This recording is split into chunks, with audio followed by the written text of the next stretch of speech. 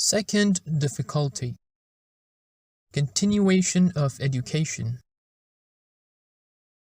It is quite fortunate that the majorities of our youth wish to continue their studies and do not content themselves with a low-level education. But it should be borne in mind that this positive and lovely practice may not be followed by negative, disagreeable, and displeasing point. Unfortunately, this nice and pleasing practice has raised disagreeable, damaging, and sometimes tragic problems in our society. This is not due to the actual matter that is continuing education, but it is the consequence and result of our own faults and wrong styles. It is we of ourselves that have deviated from the useful and sublime phenomenon of science and education. The real problem. To reach higher education, it is necessary for boys and girls to seek education up to the age of 25 or even beyond.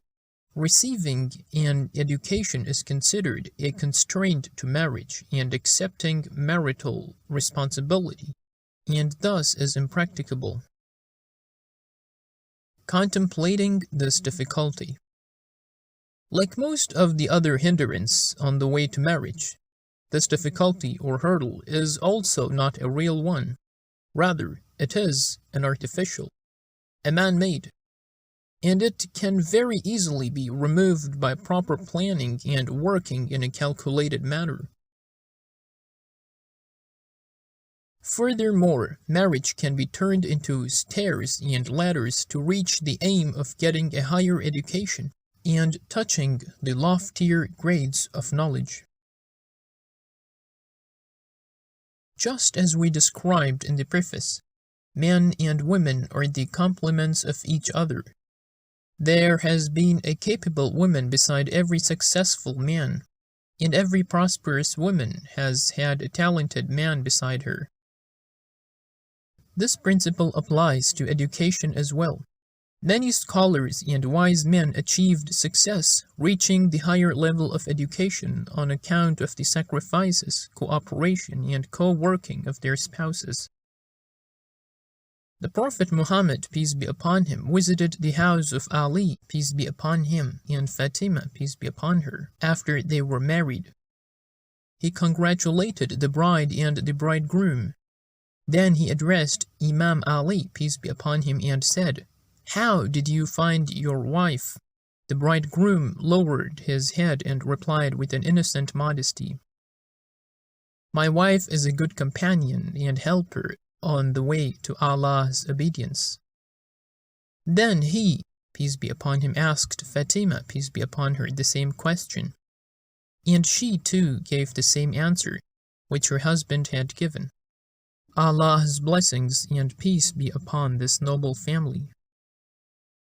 Getting an education is among the noblest duties and service, in which spouses can help and assist each other and provoke, stimulate, and extend the warmth of hopefulness, and even can be, as the student of theology say, discussion partners of each other.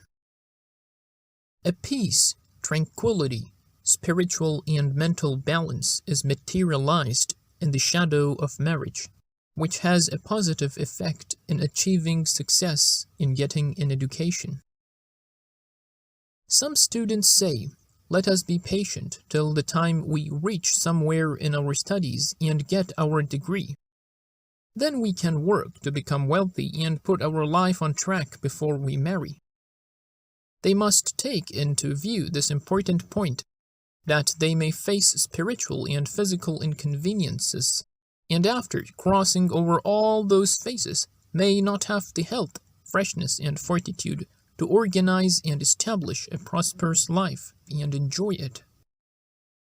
The students of Islamic teachings face this difficulty to a lesser extent. Most students, although their economical condition is usually lower than other students, marry nearly on time and continue their studies as well. The solution to this difficulty, like the economical problem, has two ways. long-term and short-term. The long-term solution does not concern us now, thus let's turn to the short-term one. Solutions to this problem. To drive the thought out of one's mind that education is not harmonious with marriage. Thought is followed by practice. Thinking that marriage is not possible whilst continuing education is our fundamental and basic problem in this regard, before anything else. This wrong notion must be driven out of our minds. If we do that, only then would a suitable solution come to our mind and the ground for the solution of this problem be provided. There does not exist any logical reason or argument to support the fact that getting education is not concordant with marriage. Instead, if a correct and right marriage takes place and an equal, matching, and suitable spouse is selected, then it would be a good support for the continuation of studies, which could help one reach one's educational aims. We have observed and experienced this in the lives of many students of theology and few others. Yes, if the spouse of the student of both sexes and in all fields of knowledge is not equal and well matched, and mental and spiritual coordination does not exist between them, and they do not go well together, so to speak, undoubtedly difficulties will come into existence. This problem too can be solved by minute attentiveness in the selection of a spouse and observance of its standards and terms, which shall be described later on. The religious and lawful engagement. Boy and girl student can, through simple preludes, few ceremonies and less expenditure, lawfully, legally, and officially become the spouse of each other. Delaying the ceremonial marriage, they can have mutual visits and social contacts at the same time, continue their studies, and then marry at a suitable time and unite their lives. In this way, they should remain safe and secure from the deviations and losses of being single, and also benefit from the peace, comfort, amid merits of marital life. Some people say that when a boy and a girl get engaged, their minds become distracted and their attention is diverted from their studies. This is merely an error. Instead, if they are engaged, their minds would be more focused, since the scattered and deviated thoughts would leave their minds. Their minds and hearts and eyes would be detached and separated from other places, and concentrate and focus upon each other. On the other side, the enhancement of responsibility about their future life would make them study better and set up their lives swiftly and shape an independent life.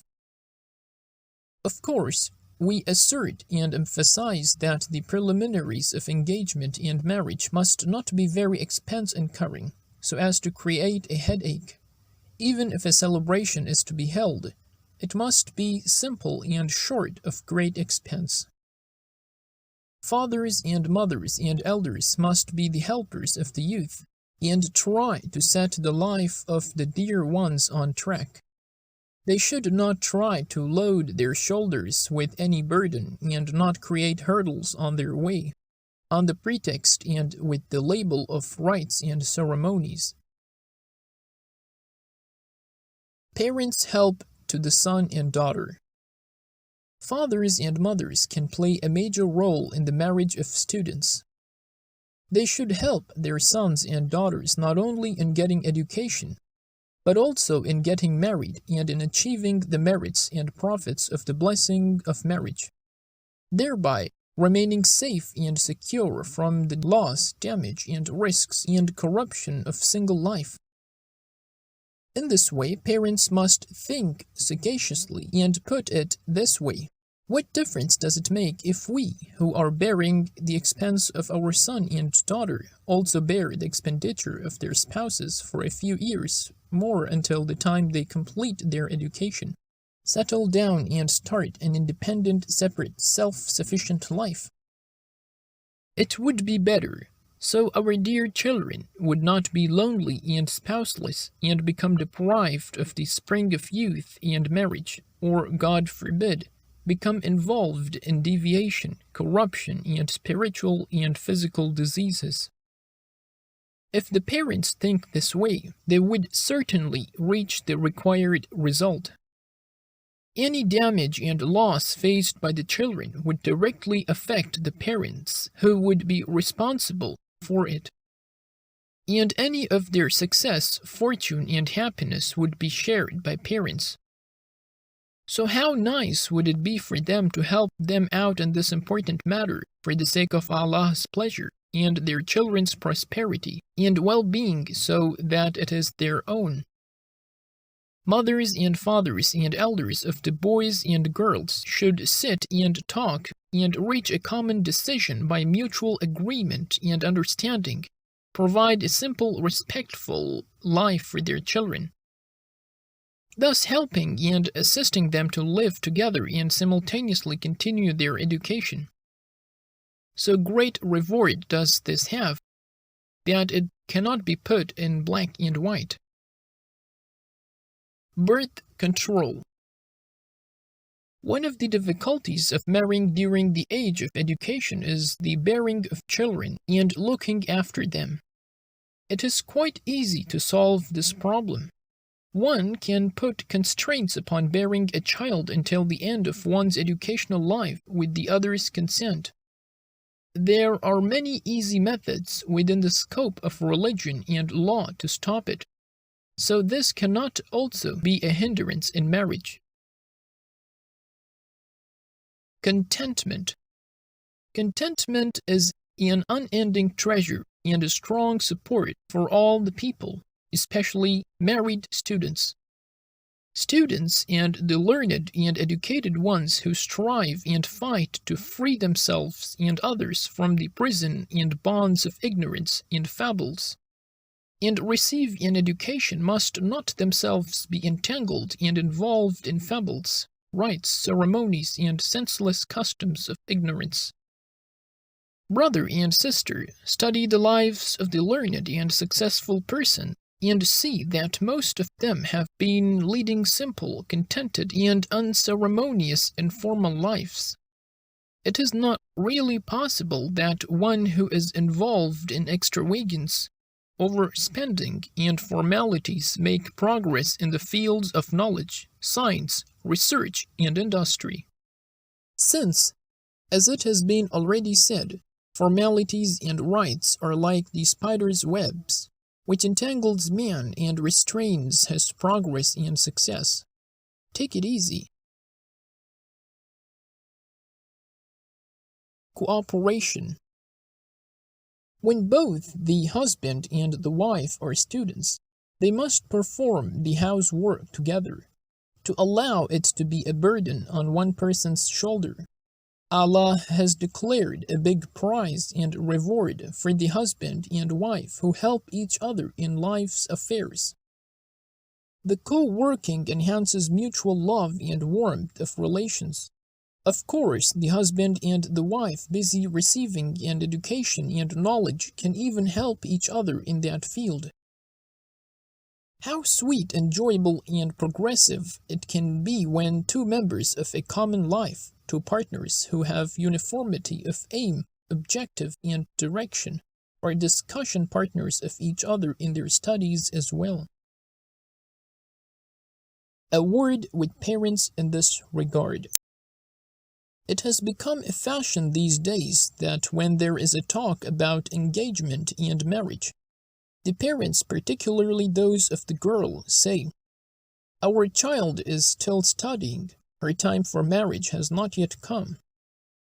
Dear parents, this is anti-Islamic and against intellect, and even against the internal desire and wishes of your children. Did you forget the time of your own youth? Did you not desire and wish for a spouse when you were at their age? Principally, you should not have forgotten. So now, why do you oppose the marriage of these young ones? Are you aware that any damage done to them will directly hurt you? Beware and bear in mind that our children, particularly the girls, are shy to say, "We want a spouse." They might even apparently refuse it and give negative answer, but inside them is a wild turmoil. Do not put so many hindrances in their path. Do not make all these excuses. Do not sacrifice them for your own desires. They hold you in reverence and may say nothing. But this strictness and excuses annoy them and cause them to pick up a grudge against you. Help them so that they can marry when young and can achieve and reap the benefit of the spring of their age and simultaneously study.